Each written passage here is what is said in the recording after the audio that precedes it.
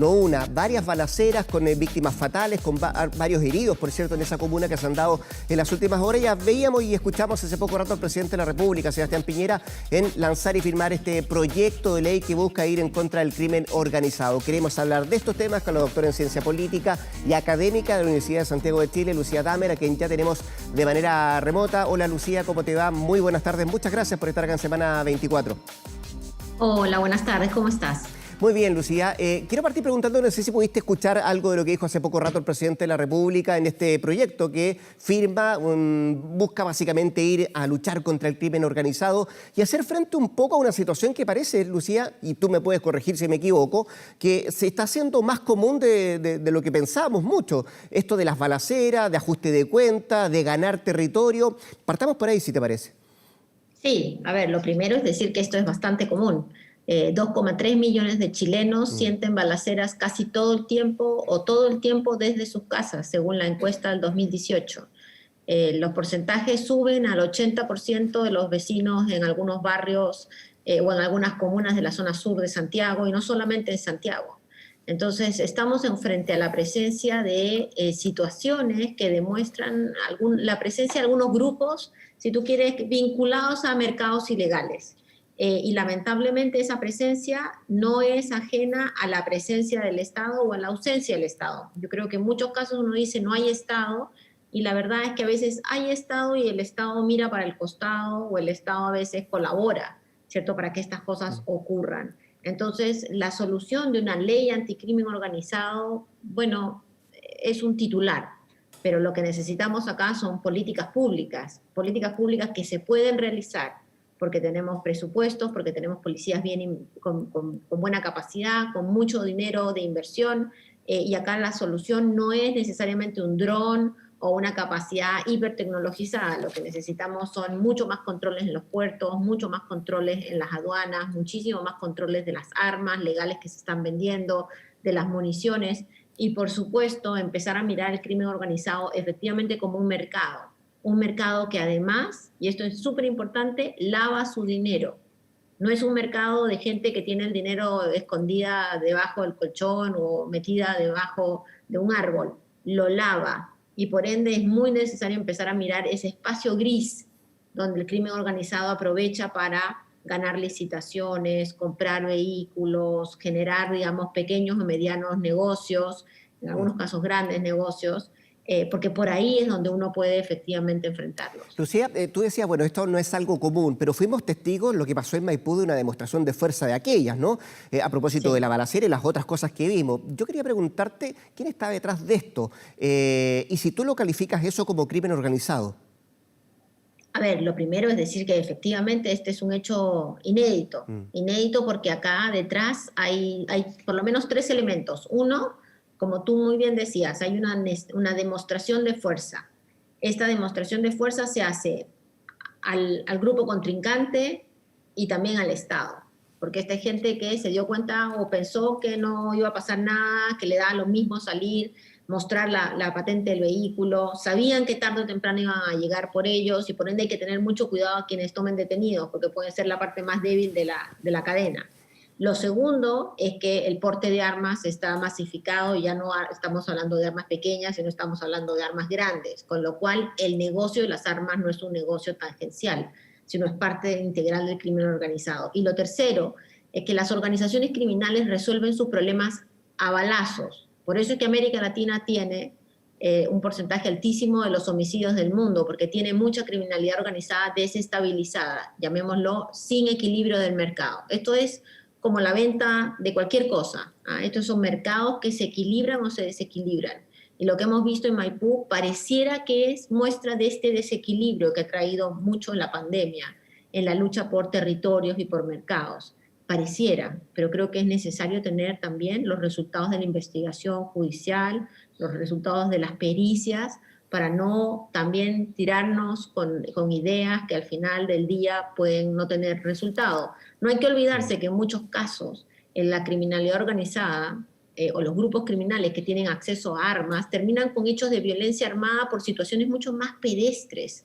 Lo que pasa es que al tener armas cuando te peleas con el vecino vas y lo matas. Cuando estás en un partido de fútbol y estás alcoholizado, vas y matas al vecino. Eso es lo que uno ve por todos lados en Centroamérica y en América Latina.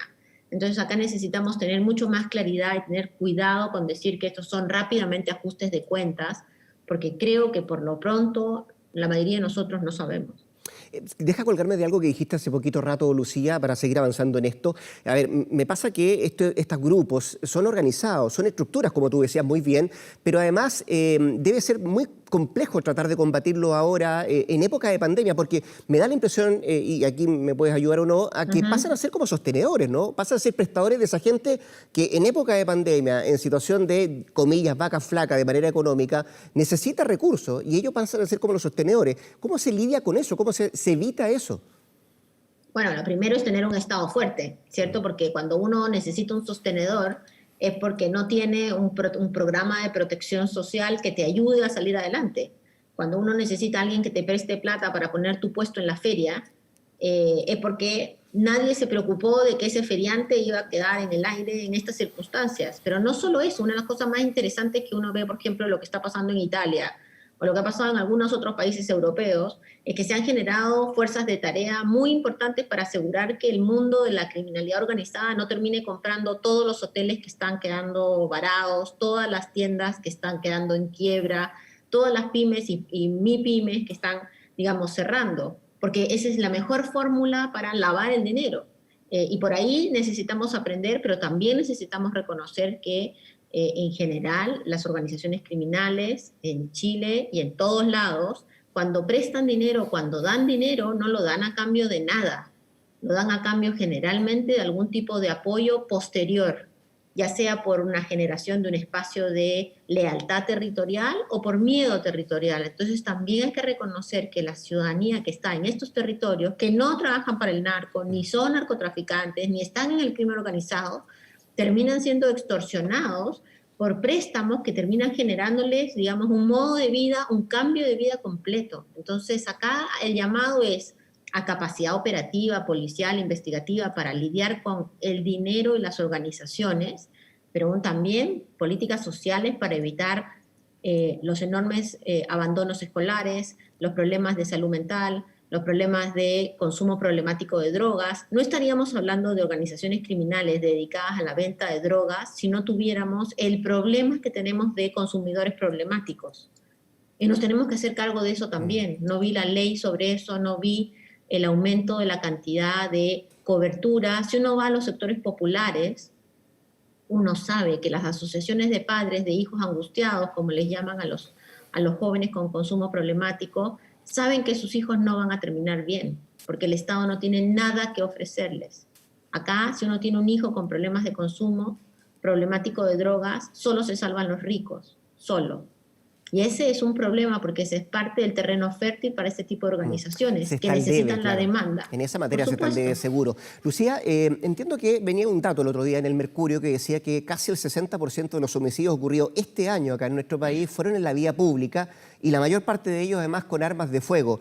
¿Es tan fácil en Chile conseguir un arma de fuego y es tan fácil en Chile conseguir un arma de fuego de grueso calibre como los que hemos visto en los últimos días y sin dejar de lado las municiones también? Sí, el Mercurio siempre tiene muchos datos policiales de primicias, es muy interesante eso. Nosotros todavía no los logramos tener, pero deben de ser ciertos. Efectivamente, conseguir armas pareciera que es muy fácil.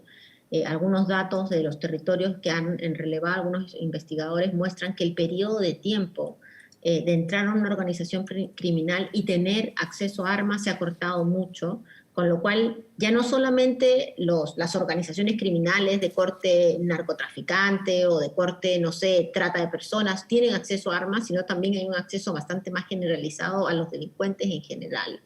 Y eso trae muchos problemas. ¿De dónde salen esas armas? Es la gran pregunta, ¿cierto? Porque las armas efectivamente no se autogeneran. Ya no estamos hablando de armas hechizas, sino estamos hablando de armas de verdad. Y eso viene o de la legalización, de la ilegalización de armas legales, armas que fueron inscritas y fueron robadas, de algunos negocios grises que puede haber en el mundo legal de las armas y las municiones, y efectivamente de algún nivel de ingreso de armas del extranjero que pueden pasar, digamos, en formatos de contrabando, etcétera. Acá necesitamos hacer frente a este fenómeno de raíz, y eso significa limitar al máximo la venta de municiones y limitar al máximo la venta de armas. No han sido pocos los programas de investigación, de hecho en 24 horas se han hecho varios programas de investigación que muestran que ir a comprar un arma, uno supuestamente requiere varios requisitos, pero a la hora de la hora uno puede saltarse los requisitos con alguna facilidad. Y lo más difícil y lo más peligroso hoy día es tener un arma en la casa, porque entonces cuando te entran a robar te sacan el arma. Ahí hay que tener un cuidado. Siendo eso cierto, creo que la gran mayoría de las armas no vienen del robo de casa, sino deben de venir de algún tipo de canal de ingreso de drogas que hasta ahora no se ha evidenciado con mucho detalle.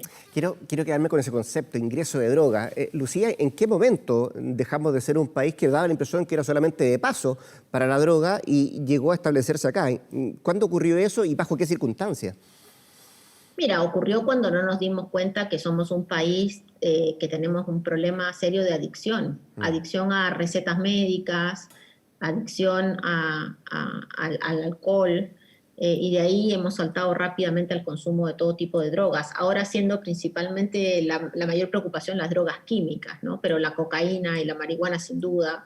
Y eso ha generado un mercado muy poderoso. No, acá no es al revés, no es que la oferta genera la demanda. Acá hay una demanda importante y esa demanda junto con, y esto a nivel de hipótesis, porque hay poca información, pero es imposible pensar que tenemos armas, que tenemos migrantes traficados, que tenemos trata y que tenemos el nivel de drogas que tenemos y no hay corrupción institucional. O sea, por algún lado esto está entrando al país y eso tiene que ver con capacidades de interdicción marítima, tiene que ver con mucho más cuidado, digamos, en aquellos lugares donde puede entrar droga, principalmente, y armas. Hoy día eso es muy marítimo, es mucho menos terrestre, pero también de control terrestre de las fronteras. Entonces, ese es el panorama que permitió que Chile se convierta en un país mucho más de consumo, pero eso no es de los últimos 5 años, eso es de las últimas 2 décadas,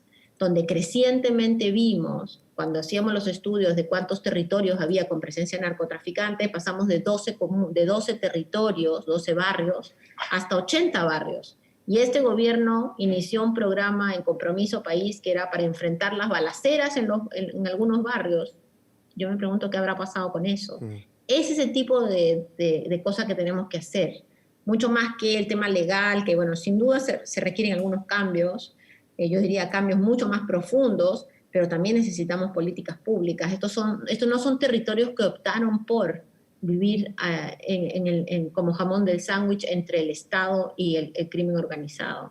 Estos son territorios que fueron abandonados inicialmente. Déjame ir a lo legal porque encuentro que es importante también, como así las políticas públicas de las cuales tú hablas, Lucía. Y hemos conversado acá en el canal tantas veces a propósito de este tema y recurrimos a ti para que nos dé la experiencia de tu conocimiento y saber más o menos por dónde hay que tratar de enfrentar esta situación. Pero quería preguntarte a propósito de un documento que también ayer se dio a conocer por parte de la Secretaría General de la Presidencia, que son 11 los proyectos de ley que tienen que ver con seguridad que están ahí, descansando en el gobierno, algunos tienen urgencia, otras no. Sumamos también lo que acaba de anunciar el presidente de la República, Sebastián Piñera, con este proyecto para ir en contra del crimen organizado. ¿Tú tienes la respuesta, Lucía, para tratar de entender o explicarle a quienes nos ven a esta hora de por qué no se legisla respecto a eso? ¿Por qué demora tanto una legislación en ese camino, en ese sentido?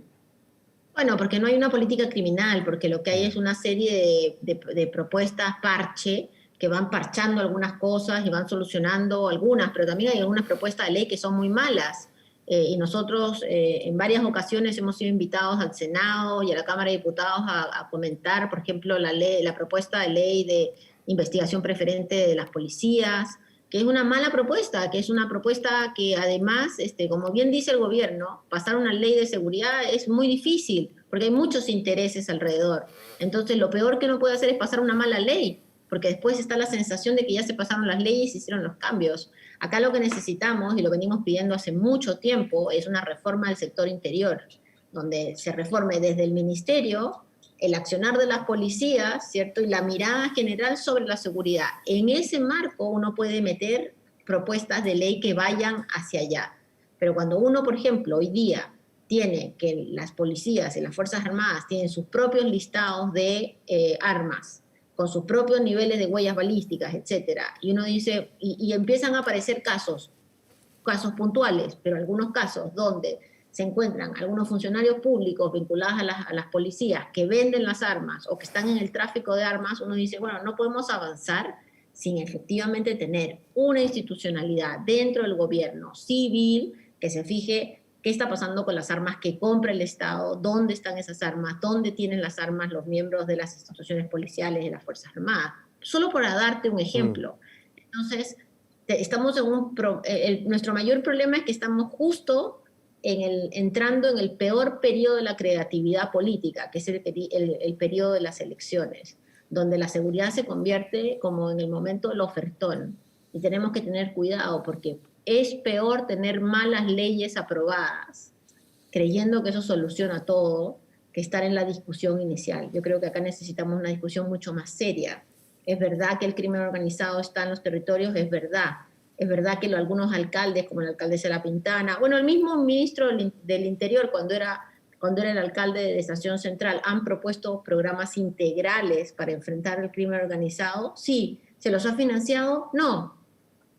Entonces, creo que tenemos que dejar de mirar para el costado y hacernos cargo que la criminalidad organizada en toda su dimensión va a estar presente en nuestros países y que los próximos meses, post-COVID, por lo pronto los próximos 2 años van a ser años muy difíciles. Y por ende yo esperaría que el gobierno, al lado de sus propuestas de ley, también proponga, digamos, efectivamente qué vamos a hacer con algunos territorios. No tanto en temas policiales, sino en la otra mirada. Toda la razón. Lucía Damer, doctora en Ciencia Política, académica de la Universidad de Santiago de Chile. Como siempre, 1.000.000 de gracias para esta conversación, Lucía, que, por cierto, todavía nos queda mucho camino que recorrer, así que te agradezco haber estado en Semana 24. Que estés muy bien, ¿eh? Gracias a ustedes, que te vaya muy bien. Chao, chao. Igualmente.